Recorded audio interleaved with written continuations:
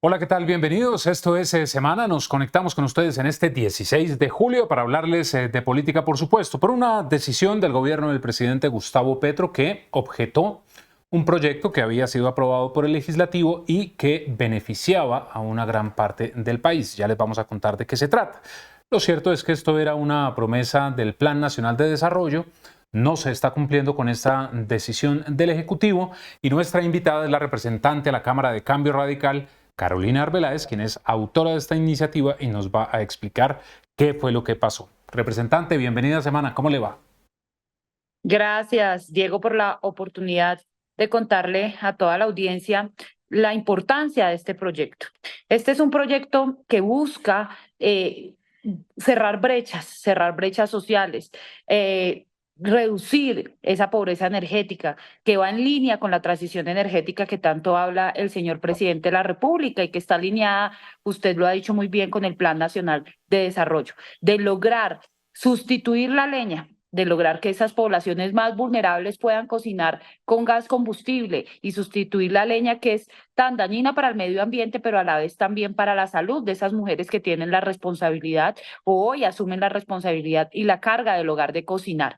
Este es un proyecto muy bonito que busca precisamente impactar la vida de los más vulnerables, esos que dicen defender precisamente este gobierno. A mí me parece incoherente que el gobierno pues esté objetando este proyecto tan importante para la transición energética, pero a la vez para las familias más vulnerables de Colombia.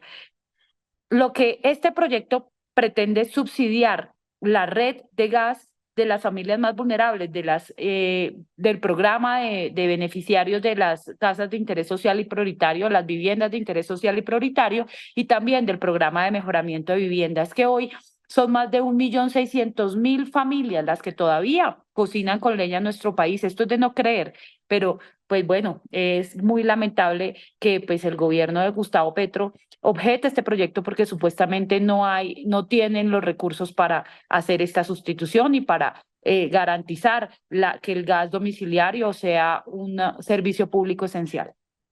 Esta decisión se conoce, representante, justamente con una cifra que reveló, si no estoy mal, Promigas, que más de 9,6 millones de colombianos no tienen acceso ni a energía ni a gas. Esto es bastante preocupante, representante, porque este proyecto pues era una solución para toda esta problemática. Claro, claro, Diego, es que este proyecto es un proyecto muy bonito porque reduce, pues, precisamente la pobreza energética. Lo que se busca aquí es cerrar brechas sociales con este proyecto. Aquí los únicos beneficiarios eran las poblaciones más vulnerables de nuestro país y en eso estaba focalizado el proyecto. Un proyecto que garantiza el gas como un servicio público esencial porque es la forma en cómo hoy cocinan las familias colombianas. Es lamentable ver pues cómo las mujeres aún en las zonas rurales tienen que seguir acudiendo a la leña para poder cocinar, cómo las familias tienen que seguir cocinando con leña, pero también ver cómo en la costa, por ejemplo, se tiene que padecer tanto por las altas tarifas de energía. Y este proyecto pues también lo que busca es que precisamente pues la gente no tenga la necesidad de cocinar con energía, que es muy costoso, sino que pues acudir a un combustible como lo es el gas, que es más amigable con el medio ambiente, que es un combustible, digamos, de energía más limpia y que podemos, por supuesto, sustituir por la leña o por la energía que es muy costoso. Entonces, pues aquí lo que vemos es un gobierno que uno no entiende entonces cómo le va a dar cumplimiento al plan de desarrollo. El artículo 189 del Plan Nacional de Desarrollo es muy claro en decir que hay que buscar la forma de financiar y confinanciar la red de gas para las familias de viviendas BIS y VIP y también las del mejoramiento de vivienda, que es lo que pretende este proyecto precisamente.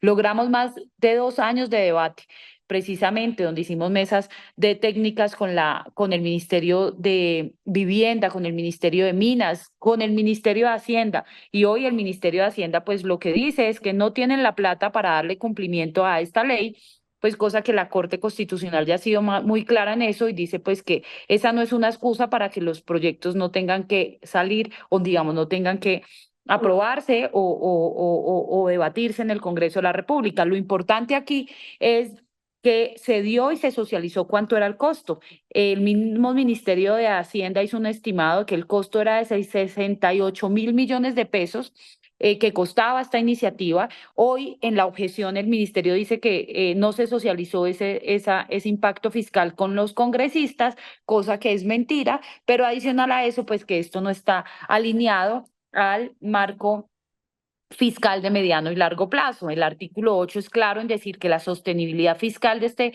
proyecto es progresiva, o sea que el gobierno nacional debe buscar los recursos de manera progresiva porque entendemos que todo está sujeto al marco fiscal, todo está sujeto a que se cumpla precisamente que haya el presupuesto para esto y el gobierno tendrá que hacer pues unos ajustes presupuestales, sobre todo el Ministerio de Minas, quien es que debe garantizar la sustitución de la leña y quién es el encargado de la política de transición energética. Representante, la cifra eran 68.000 millones, ¿es correcto? 68.000 millones de pesos lo estimó 68.000 el millones. Ministerio de Hacienda.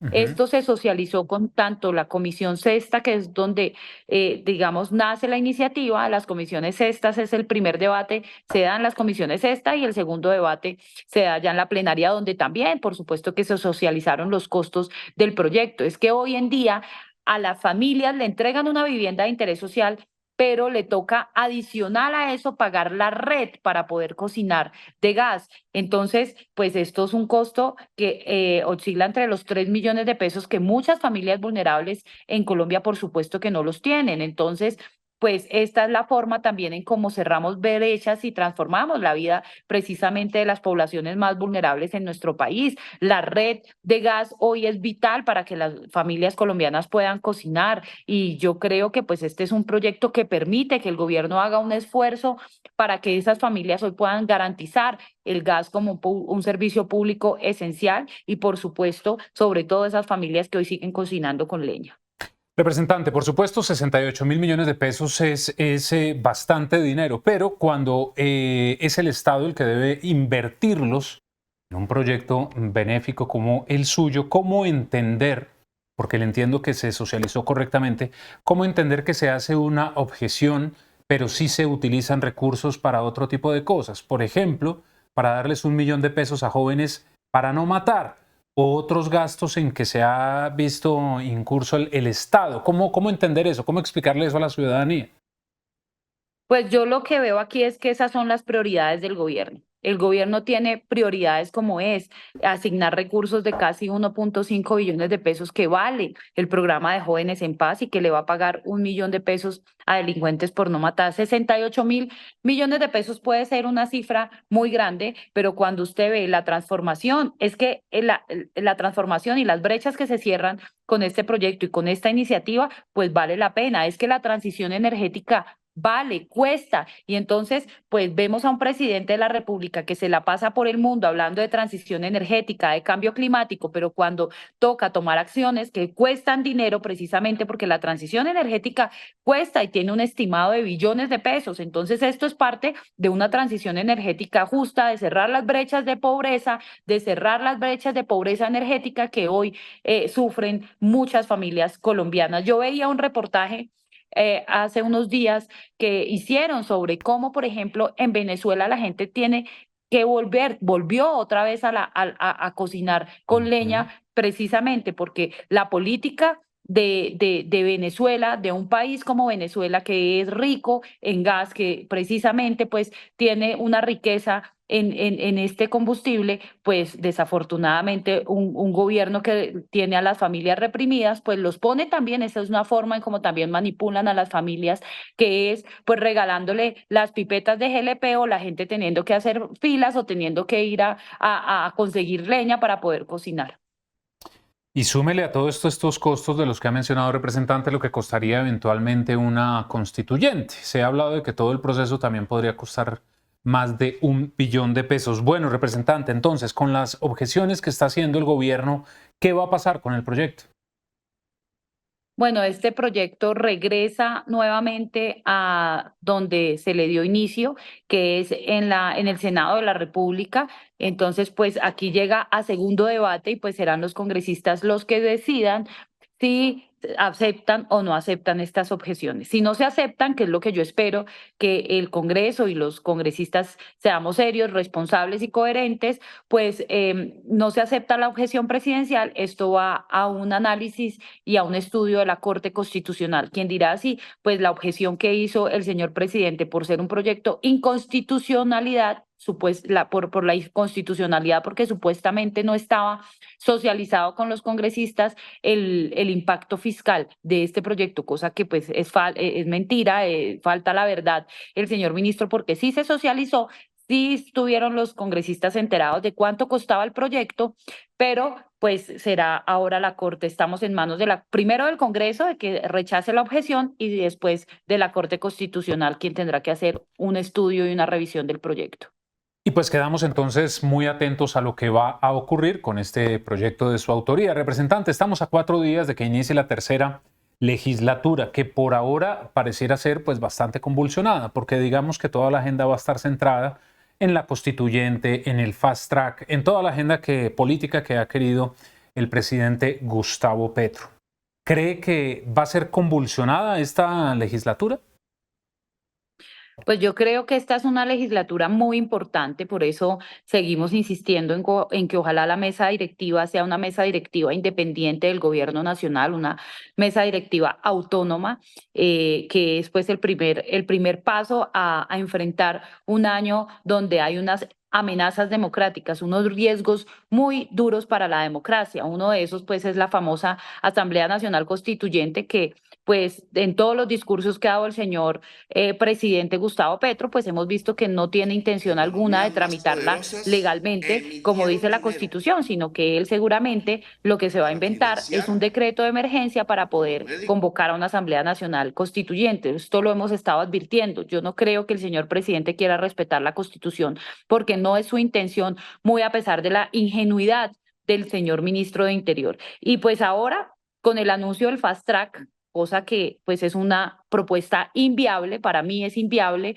además de inconstitucional, y que lo que aquí pretende el gobierno seguramente es saltarse la deliberación, saltarse los debates que se necesitan dar de estas reformas que está proponiendo el gobierno. ¿Fast track para qué? Fast track para darle cumplimiento a los acuerdos de paz.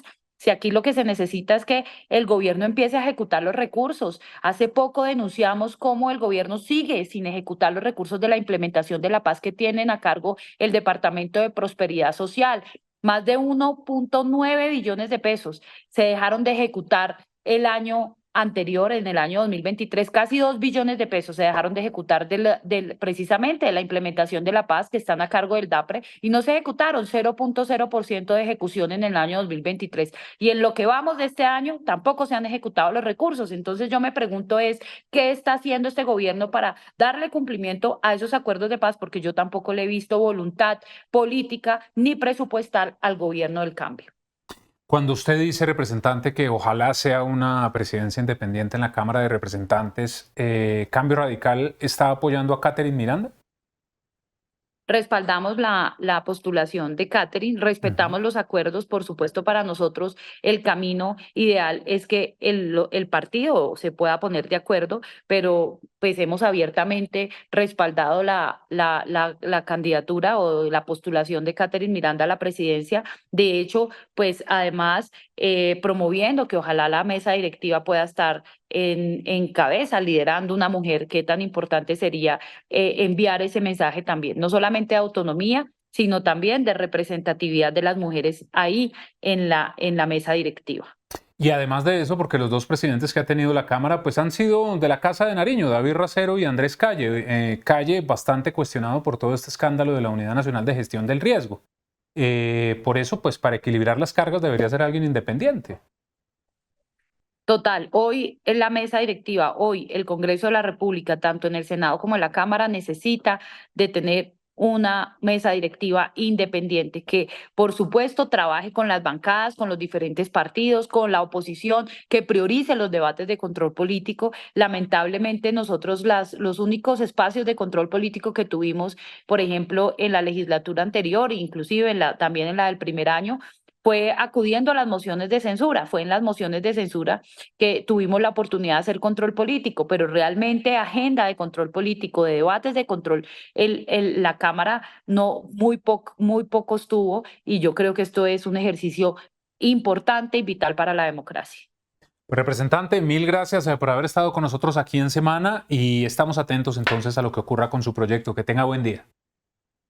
Bueno, Diego, gracias por la oportunidad y bueno, yo espero también que el gobierno empiece a respaldar proyectos que de verdad pues impactan la vida, que solucionan los problemas del país, porque pareciera que solamente estuviera concentrado en su Asamblea Nacional Constituyente y se ha, digamos, como desvinculado. El presidente hace mucho rato renunció a gobernar y a solucionar los problemas que tienen los territorios. Entonces, pues este es un proyecto muy bonito que puede transformar la vida de millones de familias y que aquí lo que buscamos precisamente es lograr, en articulado con el gobierno nacional, que hayan recursos y prioricen recursos para la transición energética y para reducir esa pobreza energética del país.